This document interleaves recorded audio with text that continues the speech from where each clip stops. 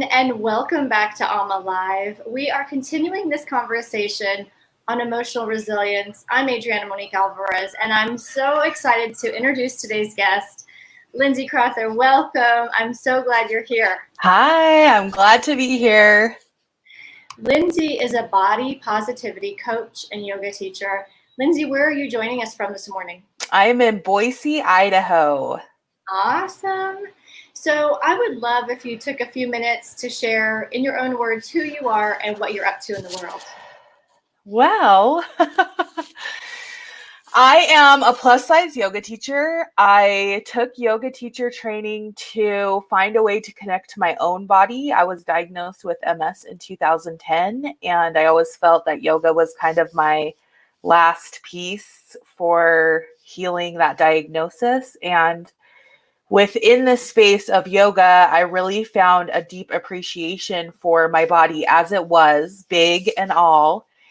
And I resisted, but I really felt that my calling in life was to help other women of all sizes, not just plus size, but I work primarily with plus size women to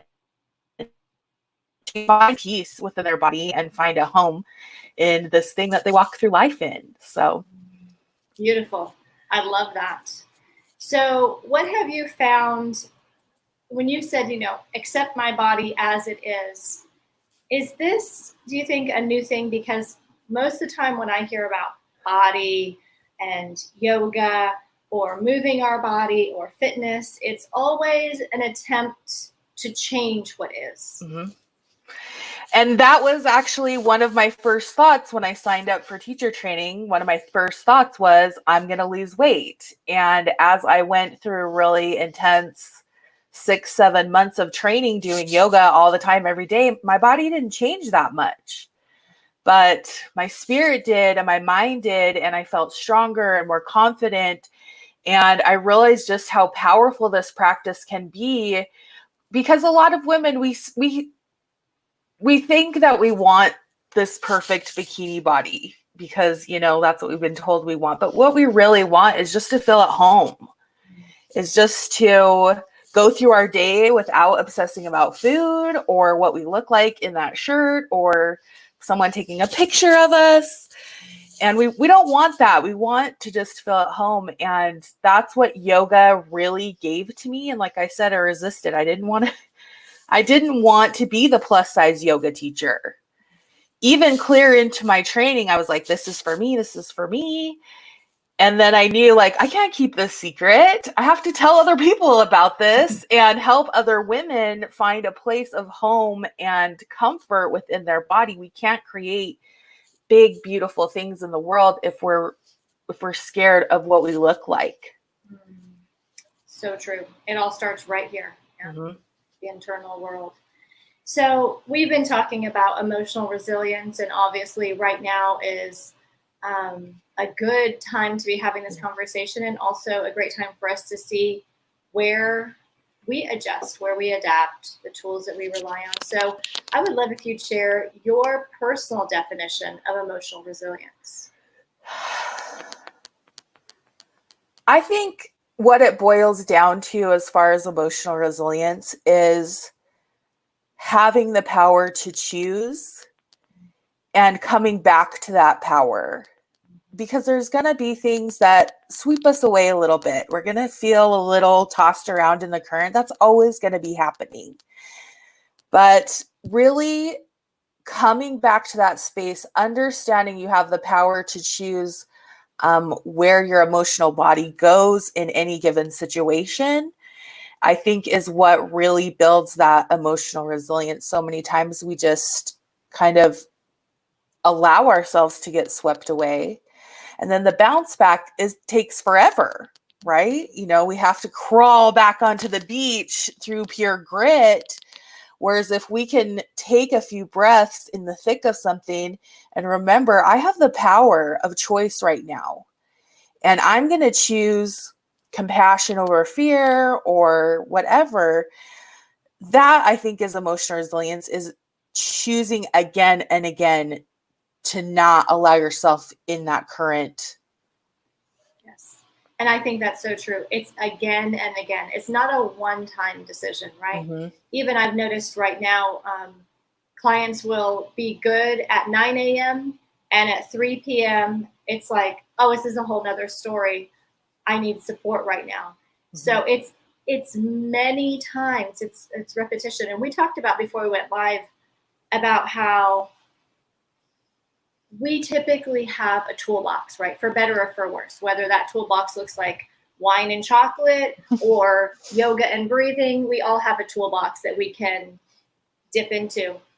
But one of the things I've noticed is that the toolbox is not enough during life's most difficult situations. It's having the people that remind us, right? Mm-hmm. So what have you noticed in terms of being able to reach out to people to support, in addition to the toolbox, remembering we have the choice to reach out and ask for help as well? Yeah, and I think that's difficult, especially for women, because we like to have this appearance that we have all of our crap together and we can handle anything and we can do it with a smile on our face. But I think there has to be a real honesty. One of the things that I love about yoga is you have to get very honest with your body. And being honest with your body through practicing yoga allows an honesty with ourselves. There's the yogic principle of satya, truthfulness. And truthfulness isn't always pretty, and it isn't always Instagram worthy. It's sometimes, I need help. I need someone to intervene, send me a funny meme or joke or whatever, because I am so in my head that there's no way out of it. And so having those support systems in place, and that's something that we don't do. We don't have the support systems. We have family, we have friends, but we don't have these like go-to powerhouse people that will say, hey man, you're okay. I see you. And we can get through this. A lot of the times when we reach out to people, it's kind of like a complaining session or whatever. Yes, it's so true. Now, is there a particular story that you could share with us of when you had to walk this out? Or maybe that's now, whatever you prefer. Well, now's definitely one of those times going through all the Corona madness, but I think the big turning point in my life for understanding my power of choice was about 6-7 years ago. I went through a domestic violence situation. And in that situation, I completely lost myself. And I just, it was really heartbreaking, not just going through that in a relationship, but me personally, to how did this happen to me? Like, I'm a strong woman. I have my crap together. And I went to a counselor and, we kind of talked about my past and things. And this is kind of the moment that I realized all emotions are resilient. And unless we are purposeful in choosing them, then the default ones are going to show up every single time. And for me, my default, and I think a lot of people can relate to this, a lot of my default emotion was shame. Mm. And so I subconsciously attracted relationships, men, and not just with men. I had friends too that would kind of cultivate this emotional homeostasis that I was comfortable with shame. And that shame would show up and show up and show up. And it wasn't until I realized that I was absolutely defaulting back to this emotion. Anytime there was discomfort in my life, I like to call it the comfortable discomfort. Mm-hmm. Because I was so comfortable with shame, especially about my body, that if I felt anything else, I would pull this body shame into a situation because I could handle that. I've lived there long enough that it was comfortable and I knew I would survive there. And so I had to realize that this body shame emotion was resilient. it was running my life. And if it didn't show up in relationships, I made sure it did. Absolutely. Because that's what I knew. And so I had to look at my patterns, what I was defaulting to, and then recognize that I did have a choice. I wanted to be loved, and I couldn't have that unless I loved myself, unless I chose that love, was able to create boundaries for myself. And that still happens. I'm not going to pretend like I overcame body shame and now I'm this, I have confident days every second. That's not true. That body shame emotion is resilient. It keeps showing up. However, I have the power to choose now. I'm conscious of it. I know it's there and it exists. And I can choose compassion for myself. I can choose understanding and love, and even to ignore it. I can tell that mean voice, no. You don't belong here anymore. But I think intentionally choosing where we want resilience in our lives, we're going to get a lot of stuff that's running a program that we don't want. And so we really have to be intentional with, I want to create more joy. I want to create more compassion. I want loving, intimate relationships. And we have to, like we said at the beginning, we have to choose that emotion every single time. We don't choose it one time. It has to keep going. Yes. I love that, because many people on this show have expressed that it's a muscle and it gets stronger because we use it over and over. And what you're saying is that certain emotions are easier for us to experience, we'll naturally gravitate back to, because we have used it over and over. We have chose it over and over. So let me ask you this. When somebody recognizes, well, actually, let's not do that. How does someone begin to recognize what they are doing? What leads to that kind of awareness? Well, for me, it was a really extreme situation, and I don't wish that on anybody. But it goes back to that honesty. And again, that's why I like yoga. We have to be really honest with our bodies. And that translates into honesty in different areas of our lives. And it's hard for us to be honest with ourselves. It's really hard because we want to play the victim, or we want to pretend like we have it all together. But we have to see where we're toxic ourselves. And it's not that we're toxic people. We've just chosen this toxic emotion enough times that it's our default.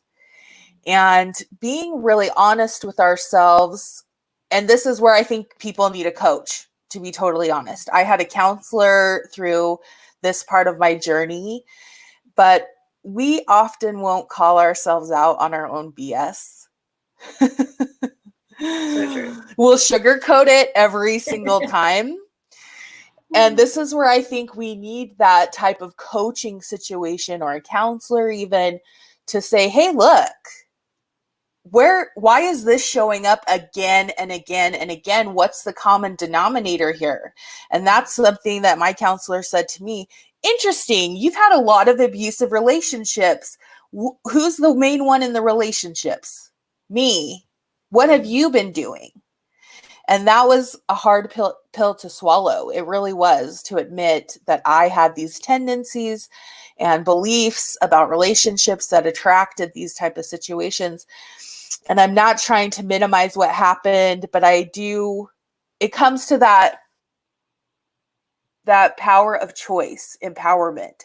I could have said that I'm a victim, this is totally crazy, and this just happened to me. Or I could have chosen to say, no, I'm going to take responsibility for my energy, my actions, my beliefs and patterns here.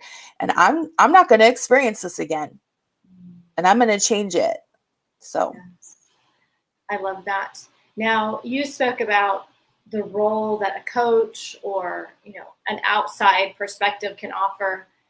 How do you work with your clients? How can people work with you? What do you help them with? So, oh man, we get to the nitty gritty. A lot of people have told me I just bust them wide open. And that's because that's my joy. I love breakthroughs. I love people seeing that aha moment where it's just like, what? How did I not see this in myself? How did I not see this in others? And both in my in-person classes, which are not being taught right now due to this, but in my in-person classes and my online classes, we use the chakra system. And I love the chakra system because it's all this multi-dimensional way of being. There's themes for everyone, and we all experience different hiccups. You know, someone could have a hiccup with relationships, someone could have a hiccup with self-esteem, someone could have a hiccup with expression. And so we really touch into all of these energy centers and go through each one to see where our hiccups are and how it affects the way we show up for ourselves. Yes, I love that. And like you said, it's that multi-dimensional aspect. I want to let people know how they can connect with you. So connecting with you on Facebook is the best place. Is that correct? Just head over, connect with Lindsay, follow her, friend her. Now, I want to come back to this thing that you've said many times in a variety of ways. I have the power to choose compassion. So give us an idea of what that looks like for you on any given day. Well, I think this is such a powerful mantra for me because a lot of my programming was the victim mentality. And overcoming victim mentality is all about empowerment. And I lived a lot of my life thinking I was powerless. And I was being tossed around by the waves of life. And I would really just, play the poor me. And when I was diagnosed with MS, I had to take a really long look at my life and what I was doing, the activities I was doing, the foods I was eating, the types of priorities I had. And I had to take accountability for choosing those things, for prioritizing those things. Whereas I would like to say, I have to do this and I have to do that. And so reminding myself that I have power is the first part of that. And the second part is choosing compassion. And so it can be to myself, to someone else, especially right now. Oh my gosh, I don't even know how many times I've thought, like, could these bickering people just show a little bit of compassion for each other? Everyone's got their own stuff going on. And there's never going to be any progress within myself, within my clients, within society, the world, if we can't choose compassion. And so reminding ourselves, one, we have power. We're not powerless. And two, compassion is always available to us. Do we have to dig deep sometimes? Yes, we do. But it's always available for us. I love that. Do we have to sometimes dig deep for it? Yes. And it's always worth it, right? Mm-hmm. Lindsay, thank you so much for joining me this morning. It's been amazing to talk with you. I love these nuggets that you've dropped that allow us to keep moving forward, to keep recognizing, like you said, what we have the power to do in this moment. Yeah. And I think that's especially important right now, to not feel powerless to governments or city guidelines or whatever. It's easy to feel powerless right now. And I think right now we have to be really intentional with our choice of compassion and understanding, because we have a really exciting opportunity to create a new thing for everybody, not just ourselves. And so if we can choose intention and compassion during this creative period, wow, what amazing things could we do? I love that. It is the truth. It is the perfect time to create. Thank you, Lindsay. Thank you, everyone, for watching. I want to remind you to pick up your free pass to Networking Influencers, as well as my free guide, Jumpstart Your Book. Those links can be found in the description. Until next time, big hugs from Mexico. Talk to you soon.